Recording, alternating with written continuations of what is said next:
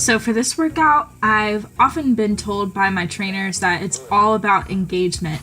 Definitely when you're doing any type of thrust, when you thrust up, you want to squeeze your glutes and your quads as tight as you can. Also focus on keeping your chest up while you do this rather than letting it collapse. You'll definitely get a lot more out of the workout and you'll probably be really exhausted like I was.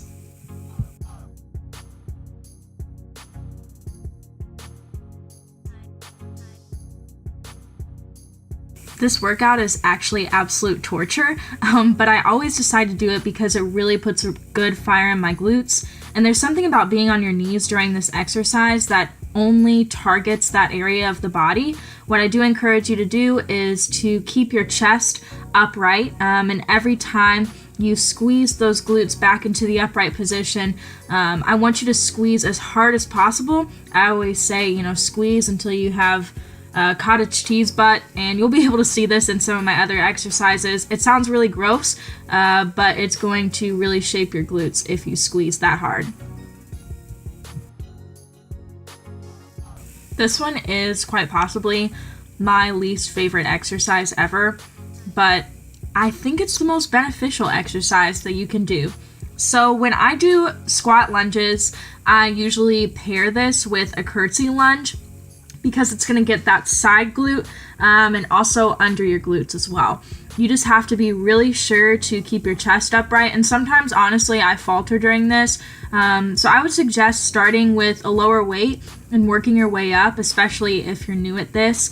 Don't feel discouraged if you can't get a lot of weight on this exercise, because after you do 10 to 12 reps you will be absolutely done.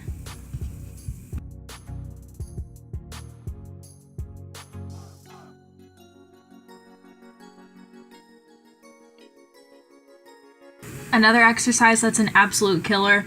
I'm really sorry for piling all of these on at once, but it's really going to make for an amazing leg day, and you'll be so sore after, but that's so rewarding.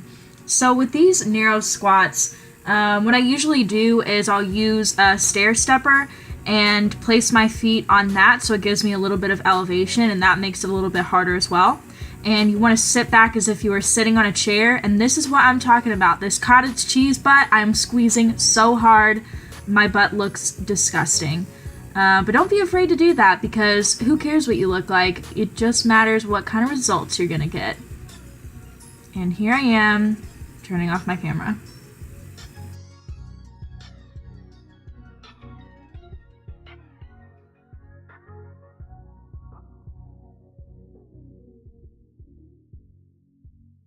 I hope you guys enjoyed my little dance for you all at the beginning of this. I was feeling really dancey during this workout.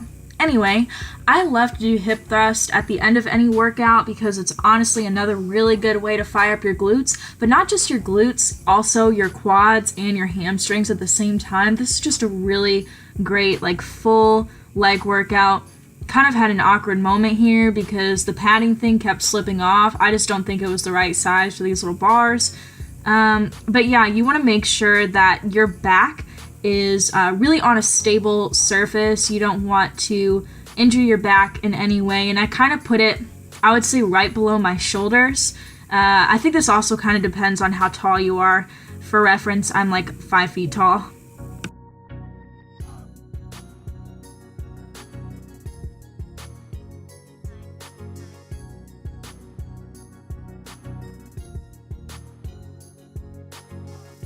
Guys, this is a hot fire hamstring workout. I usually save this one towards the end because it gives me such a burn. I also push myself to do 4 sets in doing this, and I would encourage you to do so as well, just to kind of get that final burnout. It's really going to get a good stretch in your hamstrings. Don't neglect your hamstrings if you are really doing, some heavy squats. Doing a lot of quad work. Please don't neglect your hamstrings because that is what holds up your legs.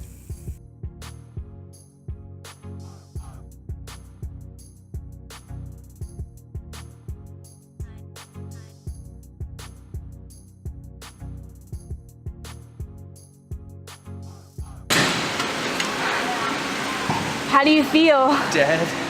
Yeah. Oh Oh my god.